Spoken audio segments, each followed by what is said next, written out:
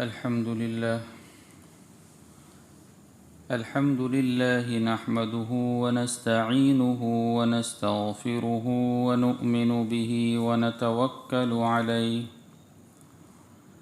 ونعوذ بالله من شرور أنفسنا ومن سيئات أعمالنا من يهده الله فلا مضل له ومن يضلله فلا هادي له ونشهد أن لا إله إلا الله وحده لا شريك له ونشهد أن سيدنا ومولانا محمدا عبده ورسوله أما بعد فأعوذ بالله من الشيطان الرجيم بسم الله الرحمن الرحيم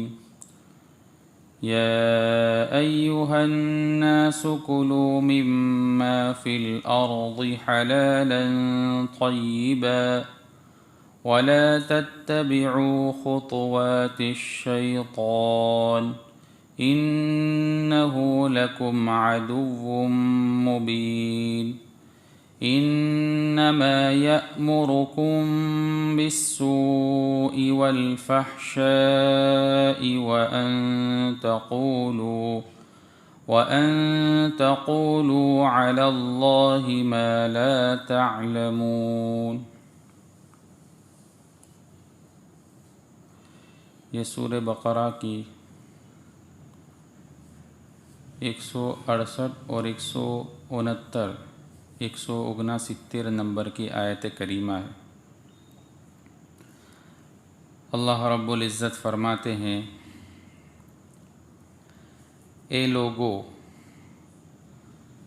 زمین میں جو حلال پاکیزہ چیزیں ہیں وہ کھاؤ، اور شیطان کے نقش قدم پر مت چلو، یقیناً وہ تمہارے لیے ایک کھلم کھلا دشمن ہے.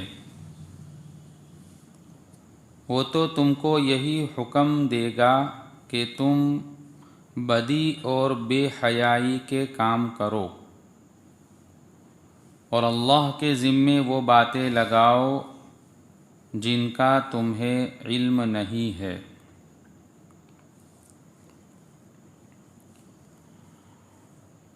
توحید کے بعد اللہ رب العزت نے لوگوں کو کس طرح زندگی گزارنی چاہیے اس کی رہنمائی کا ایک جزو بیان فرمایا کہ اے لوگو، تم پاکیزہ اور حلال چیز کھاؤ،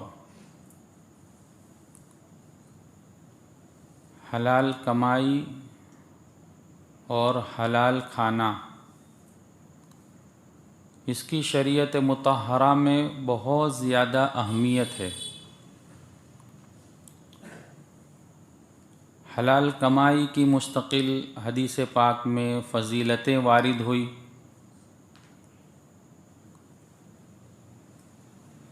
کہ طلب الحلال فریضۃ بعد الفرائض، کہ تم پر فرائض کے ادا کرنے کے بعد جو ضروری ہے وہ یہ ہے کہ تم حلال کمائی حاصل کرو، اس کے لیے محنت کرو، اس کو طلب کرو. یہ بھی تمہارے لیے ضروری ہے.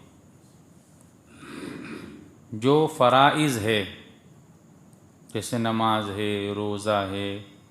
زکوٰۃ ہے، صاحب مال ہو تو، اور اگر استطاعت ہو تو حج ہے،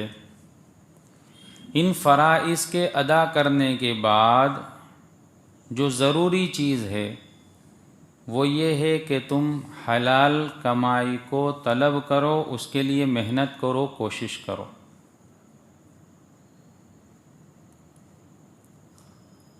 حضرت سہل بن عبداللہ رضی اللہ تعالیٰ عنہ فرماتے ہیں کہ تین چیزیں ایسی ہے جس کو اگر انسان اختیار کر لے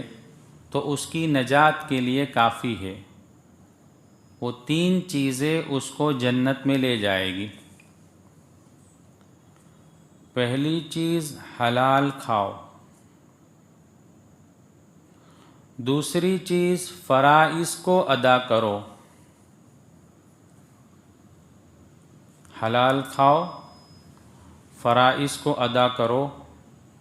اور تیسری چیز جو بیان فرمائی وہ ہے سنت پر اپنی زندگی گزارو۔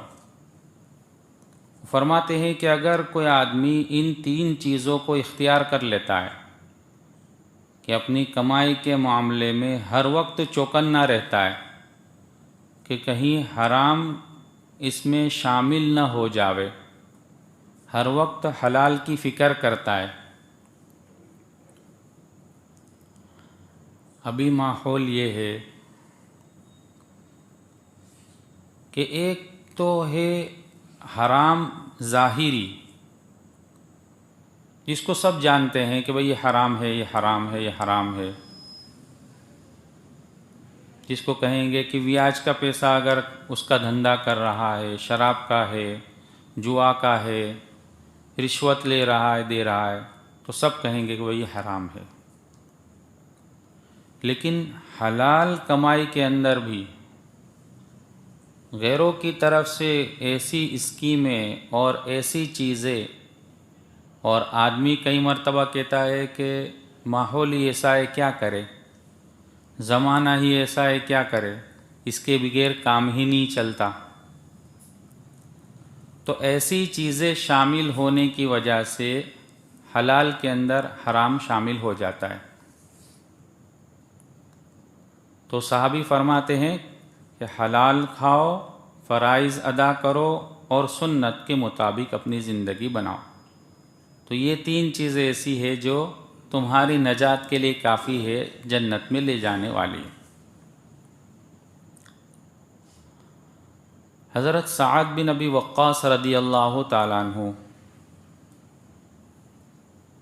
اللہ کے رسول صلی اللہ علیہ وسلم کی خدمت میں درخواست پیش کرتے ہیں کہ اللہ کے رسول میرے لیے دعا فرماوے کہ اللہ رب العزت میری دعا قبول فرماؤ۔ تو اللہ کے رسول صلی اللہ علیہ وسلم نے ان کو بہت ساری چیزیں نصیحت فرمائی۔ ان کے اندر بنیادی چیز جو پہلی فرمائی کہ سعد تم حلال کھاؤ، تم ہمیشہ حلال کھاؤ تو تمہاری دعا قبول ہوگی۔ پھر قسم کھا کر فرماتے ہیں کہ ایک انسان ہے جو اپنا لقمہ حلال کا اس کو حرام کرتا ہے اور وہ حرام لقمہ اپنے پیٹ میں داخل کرتا ہے، تو ایک آدمی اپنے پیٹ میں حرام کا لقمہ داخل کرتا ہے جس کی وجہ سے اس کی 40 دن کی عبادت نامقبول ہو جاتی ہے۔ تو حلال کھانے کی بڑی فضیلتیں ہیں۔ مشہور حدیث ہے، کئی مرتبہ سنی ہوگی کہ ایک آدمی سفر کی حالت میں ہے اور پراگندہ حال ہے اور آنکھوں سے آنسو جاری ہے اور اللہ کے سامنے یا ربی یا ربی یا ربی کہہ رہا ہے۔ یعنی ایک تو سفر کی حالت، اور سفر کی حالت میں آتا ہے کہ آدمی کی دعا قبول ہوتی ہے، تو سفر کی حالت ہے، پراگندہ بال حال ہے، یعنی اس کی حالت بھی ایسی ہے جو فقیرانہ ہے، عاجزی اور انکساری کے ساتھ اللہ کے سامنے رو رہا ہے اور روتے روتے یا ربی کہہ رہا ہے، لیکن اس کی دعا قبول نہیں ہوتی۔ تو اس کی کیا وجہ بتلائی؟ تو بتلائی کہ لباسہ حرام و لبسہ حرام، اس کا لباس حرام، اس کا کھانا حرام، اس کا پینا حرام، فأنى يستجاب لها او كما قال، تو کہاں سے اس کی دعا قبول ہو کہ اس کی ہر چیز حرام سے ہے، حرام لقمہ پیٹ میں گیا ہوا ہے، اس کے بدن پر جو لباس ہے وہ حرام ہے، تو اس کی دعا کہاں سے قبول ہو؟ تو دعا قبول ہونے کے لیے جو سب سے اہم چیز ہے وہ ہے حلال کا لقمہ، کہ اپنے پیٹ میں حلال کا لقمہ جاوے۔ تو اللہ رب العزت نے یہاں لوگوں کو مخاطب کر کے کہا کہ تم حلال اور پاکیزہ چیز کھاؤ، کلوا من الطیبات، کلوا مما فی الارض حلالا طیبا۔ دوسری چیز فرمائی ولا تتبعوا خطوات الشیطان، اور تم شیطان کے نقش قدم پر مت چلو، کہ شیطان تو تمہارا کھلا ہوا دشمن ہے۔ وہ کیا کرتا ہے؟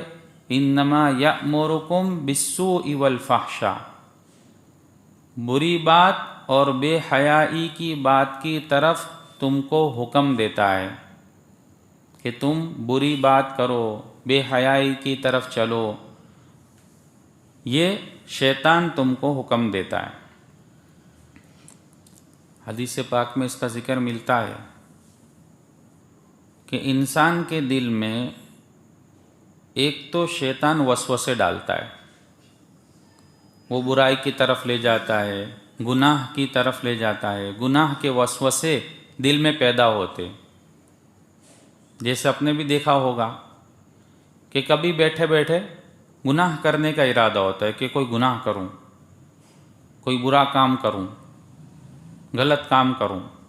ایسے وسوسے خود بخود پیدا ہوتے ہیں۔ تو اس کا بہترین علاج یہ ہے کہ اس وسوسے کو اپنے ذہن سے دور کیا جائے، وہ مجلس بدل دی جاوے۔ جیسے یہ بیٹھے ہیں اور گناہ کا وسوسہ آیا، گناہ کا ارادہ پیدا ہوا، تو اس وسوسے کو ختم کرے اور اس جگہ کو چھوڑ دے، کہ اس جگہ بیٹھے بیٹھے وہ جگہ بدل دے، مجلس چینج کر دے، کوئی دوسرے کام میں مشغول ہو جاوے اور اس وسوسے کو اپنے ذہن سے نکال دے۔ اور نیکی کے وسوسے اور نیکی کے ارادے اور جذبے یہ فرشتے کی طرف سے آتے ہیں۔ کبھی ایسا ہوتا ہے کہ بیٹھے ہوئے اور نیکی کرنے کا ارادہ ہو کہ یہ نیک کام کروں، وہ نیک کام کروں، تسبیح پڑھوں یا نفل نماز پڑھوں یا کوئی کو خیرات کروں، کوئی کی مدد کروں، ایسے نیکی کے جذبے پیدا ہوئے تو وہ فرشتے کی طرف سے آتا ہے۔ اس وجہ سے بزرگان دین نے لکھا ہے کہ جو نیکی کا وسوسہ اور بھلائی کا دل میں جذبے کا پیدا ہونا، اس کو صوفیان کرام اور بزرگان دین کہتے ہیں وارد روحانی۔ اس کا نام ہے وارد روحانی، یعنی ایسا جذبہ نیکی کا جو دل میں پیدا ہوا ہے۔ فرماتے ہیں کہ جب وارد روحانی ہو یعنی نیکی کا جذبہ دل میں پیدا ہو تو آدمی کو چاہیے کہ اس پر فوراً عمل کر لے، کہ یہ وارد روحانی ایسی چیز ہے کہ اگر اس پر عمل نہیں کیا گیا تو یہ کچھ مدت کے بعد ختم ہو جائے۔ اگر عمل نہیں کیا تو یہ کچھ مدت کے لیے تو ہوتی ہے، پھر وہ ختم ہو جاتی۔ جیسے ہم نے بھی کئی مرتبہ دیکھا ہوگا کہ ایک نیک کام کرنے کا ارادہ ہوا، اگر اس وقت نہیں کیا چلو بعد میں کر لیں گے، بعد میں کر لیں گے، تو وہ بعد میں کبھی ہوتا نہیں ہے۔ تو وہ وارد روحانی ایسی چیز ہے کہ اگر وہ دل میں آئی تو اس وقت فوراً اس پر عمل کر لیا جائے۔ تو اللہ فرماتے ہیں کہ یہ شیطان تو تمہارا کھلا دشمن ہے، وہ تم کو برائی اور بے حیائی کی طرف لے جائے گا، تو اس کے نقش قدم پر مت چلو۔ اب ان کافروں کی ایک مثال اللہ رب العزت آگے کی آیت میں بیان فرماتے ہیں کہ وہ کافر لوگوں کی زندگی، نافرمانوں کی زندگی کیسی ہے اور ان کی کیسی مثال ہے، وہ اس آیت میں بیان فرما رہے ہیں۔ وَإِذَا قِيلَ لَهُمُ اتَّبِعُوا مَا أَنزَلَ اللَّهُ قَالُوا بَلْ نَتَّبِعُ مَا أَلْفَيْنَا عَلَيْهِ آبَاءَنَا أَوَلَوْ كَانَ آبَاؤُهُمْ لَا يَعْقِلُونَ شَيْئًا وَلَا يَهْتَدُونَ وَمَثَلُ الَّذِينَ كَفَرُوا كَمَثَلِ الَّذِي يَنْعِقُ بِمَا لَا يَسْمَعُ إِلَّا دُعَاءً وَنِدَاءً صُمٌّ بُكْمٌ عُمْيٌ فَهُمْ لَا يَعْقِلُونَ۔ اور جب ان کافروں سے کہا جاتا ہے کہ اس کلام کی پیروی کرو جو اللہ نے اتارا ہے، تو وہ کہتے ہیں کہ نہیں، ہم تو ان باتوں کی پیروی کریں گے جن پر ہم نے اپنے باپ داداؤں کو پایا ہے۔ بھلا کیا اس صورت میں بھی ان کو یہی چاہیے جبکہ ان کے باپ دادا دین کی ذرا بھی سمجھ نہ رکھتے ہو اور انہوں نے کوئی آسمانی ہدایت بھی حاصل نہ کی ہو؟ اور جن لوگوں نے کفر کو اپنا لیا ہے ان کو حق کی دعوت دینے کی مثال کچھ ایسی ہے جیسے کوئی شخص ان جانوروں کو زور زور سے بلائے جو ہانک پکار کے سوا کچھ نہیں سنتے۔ یہ بہرے، گونگے، اندھے ہیں، لہٰذا کچھ نہیں سمجھتے۔ ان کافروں کو جب یوں کہا جاتا ہے کہ تم اللہ کی اتاری ہوئی کتاب یعنی قرآن پاک اس پر عمل کرو، اس کو سمجھو، زندگی میں اس کو اپناؤ، اس کے مطابق اپنی زندگی کو بناؤ، تو وہ کافر لوگ یوں کہتے ہیں بل نتبع ما الفینا علیہ آباءنا، کہ ہم تو اسی کی پیروی کریں گے جو اسی کی مطابق اپنی زندگی گزاریں گے جو ہم نے ہمارے باپ داداؤں کو کرتے دیکھا، جس طرح ہمارے باپ دادا کرتے تھے اس طرح ہی ہم کریں گے۔ حالانکہ ان کے باپ دادا وہ دین سے دور تھے، دین کی سمجھ نہیں رکھتے تھے، یہ جاننے کے باوجود بھی وہ انہی کی پیروی کریں گے۔ تو اللہ نے مثال بیان کی کہ ایسے لوگوں کی مثال تو ایسی ہے جیسے کہ دانہ چگنے والا جانور، کہ وہ جانور کیسا ہوتا ہے جو اپنے مالک کی صرف زور شور کی آواز ہی سنتا ہے، اس کو کچھ سمجھتا نہیں،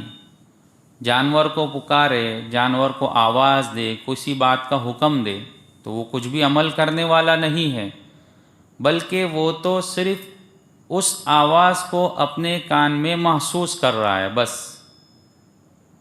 گویا وہ لوگ اندھے ہیں، گونگے ہیں، کچھ بھی سمجھتے نہیں۔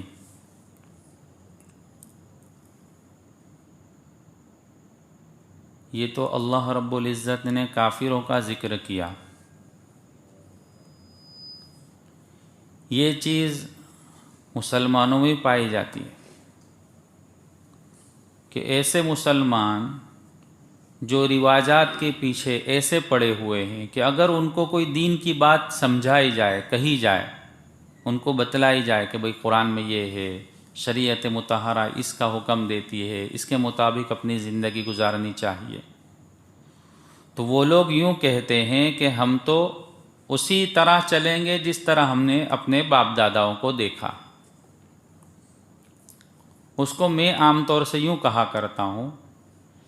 کہ آدمی کتنا پانی میں ہے اس کو دیکھنا ہو تو اس کے گھر کی شادی یا میت کو دیکھ لو، کہ آدمی کا پانی وہاں مپا جاتا ہے۔ جس کو صورتی زبان میں پانی ماپنا ہو تو شادی میں دیکھ لے یا میت میں دیکھ لے۔ کہ شادی میں عام طور سے آدمی اپنے ہتھیار ڈال دیتا ہے کہ گھر کی عورتیں نہیں مانتی، یہ تو کرناچ پڑے، اس طرح نہیں کرے تو نیچ چلے، یا میت کے اندر کہ یہ نہیں کریں گے تو لوگ کیا کہیں گے، ایسا کرنا پڑے، اس طرح ہونا چاہیے، ایسا ہونا چاہیے۔ تو اپنا مزاج ہی یہ بنا ہوا ہے کہ ہمارے باپ دادا جو کرتے تھے، جس طرح چلا آ رہا ہے اسی طرح ہم کریں گے، اسی طرح چلیں گے۔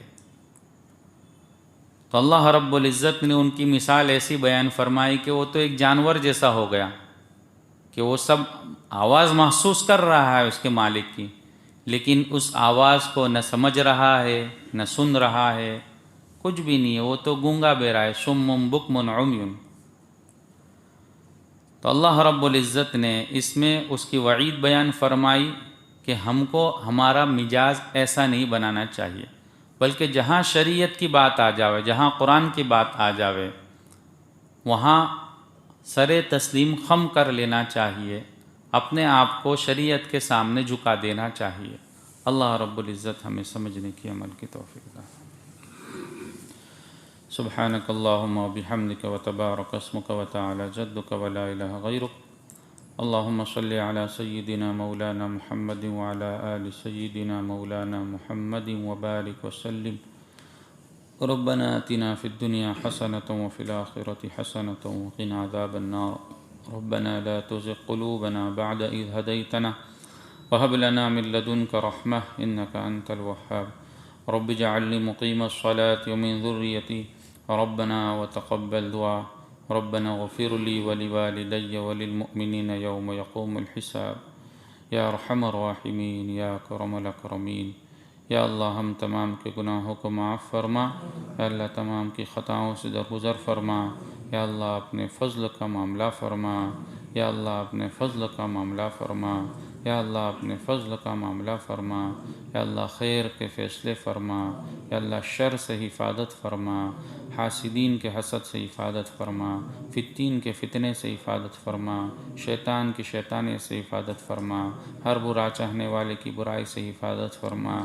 زمینی آسمانی بلاؤں سے حفاظت فرما، یا اللہ تیرے عذاب سے محفوظ فرما، یا اللہ تیرے عذاب سے حفاظت فرما، یا اللہ ہم بڑے کمزور ہیں، یا اللہ ہم بڑے کمزور ہیں، تیرے نبی کے امتی ہے، یا اللہ ہم پر رحم فرما دے، یا اللہ ہمارے گناہوں کو معاف فرما دے، یا اللہ دنیا میں جو وبا پھیلی ہوئی ہے یا اللہ اسے ختم فرما، یا اللہ عافیت کا معاملہ فرما، سہولت کا معاملہ فرما، اپنا رحم نازل فرما، کرم نازل فرما، یا اللہ حفاظت فرما، یا اللہ جو اس بیماری میں مبتلا ہے یا اللہ انہیں شفاء کاملہ نصیب فرما، یا اللہ جو انتقال فرما گئے یا اللہ ان کی بال بال مغفرت فرما، یا اللہ ان کے گناہوں کو معاف فرما، ان کی قبر کو نور سے منور فرما، کروٹ کروٹ چین سکون امن اطمینان نصیب فرما، یا اللہ امت مسلمہ کے حال پر رحم فرما، یا اللہ امت مسلمہ کے حال پر رحم فرما، امت مسلمہ کی جان کی، مال کی، عزت کی، آبرو کی، اعمال کی، ایمان کی، ہر چیز کی حفاظت فرما، اپنے فضل سے اپنے کرم سے حفاظت فرما، یا اللہ مبارک ایام چل رہے ہیں، یا اللہ ان کی قدر دانی کی توفیق نصیب فرما، یا اللہ ان میں روزے رکھنے کی فضیلت